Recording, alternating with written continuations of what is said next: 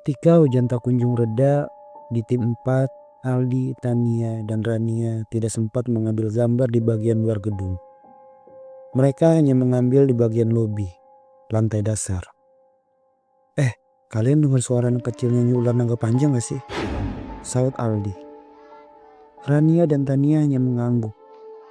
Di sisi lain tim 3, Azam, Icut, dan Alia juga mendengar suara anak-anak itu bernyanyi ular naga panjang.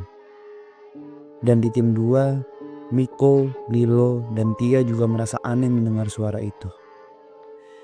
Sementara timnya Fatir, Rian, Ajeng, dan Feby juga mendengar hal yang sama. Fatir pun mencoba menelpon ke teman-teman yang ada di bawah mereka. Tetapi karena tidak ada sinyal, mau tak mau mereka turun ke bawah menghampiri yang lain. Kayaknya kita samperin yang lain aja, supaya kita kumpul lagi di lantai 1. Ucap Fatir sembari menaruh alatnya. Iya bener, hujannya juga makin deras banget, saut Ajeng. Lagi juga suara dari mana ini ada anak kecil nyanyi ular naga panjang? Tanya Rian. Iya, jadi takut gue, saut Feby.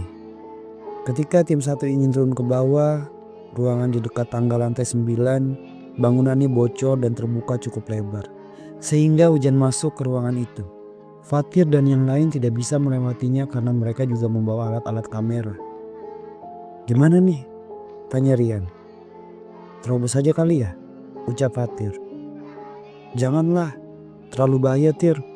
Soalnya deras banget ini, saut Ajeng. Iya, tunggu reda dikit dulu deh, ucap Feby. Mereka pun balik lagi ke atas sembari menunggu hujan reda. Di tim 2, Tia mulai semakin ketakutan karena suara petir yang terus terdengar. Belum lagi suara lagu ular naga panjang itu masih terdengar di kuping mereka. Miko dan Lilo berusaha menenangkan satu teman perempuannya itu. Udah gak usah takut ya, ada kita berdua kan, ucap Miko. Gue juga sebenarnya takut, karena kita bertiga dan ada teman-teman yang lain, jadi ya tetap takut, ucap Lilo. Bercanda aja lu, saut Miko. Di tim 4, Aldi merasakan aneh melihat tingkah Rania dan Tania yang tiba-tiba terdiam dengan tatapan yang kosong, dan mereka melihat ke arah pintu lobi. Aldi pun mengatakan, Tania, Rania, kenapa lu? Mereka pun tidak mengubris. Aldi segera menelpon atau chat teman-temannya yang berada di atas. Tetapi tidak bisa-bisa karena masih belum ada sinyal di sana.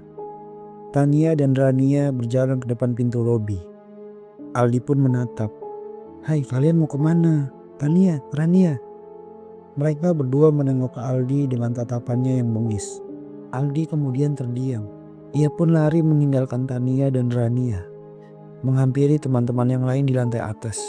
Ia pun menuju timnya Azam, Alia, dan Icut di lantai 2. Sementara di tim 3, Azam, Alia, dan Icut duduk di sebuah kursi yang sudah rapuh di ruangan lantai 2. Yang lain gimana ya? Tanya Icut. Iya nih, gue chat tapi gak ada sinyal. Mana suara anak-anak kecil itu masih kedengeran lagi. Gue takut, ucap Alia. Tunggu hujan reda aja, yang lain pasti juga kejebak. Soalnya air hujan masuk ke sini, makanya jadi pada gak bisa turun, ucap Azam. Kita ke bawah aja yuk, di lantai 1 sambil menunggu yang lain. Siapa tahu ada Aldi, Rania, sama Tania di sana, ucap Alia. Sabar dulu, masih deras banget. Tuh lihat, air hujannya masuk tau, saut Azam sambil menunjuk. Udah jangan takut, yang penting kita kan gak ganggu, Azam pun mengatakan lagi.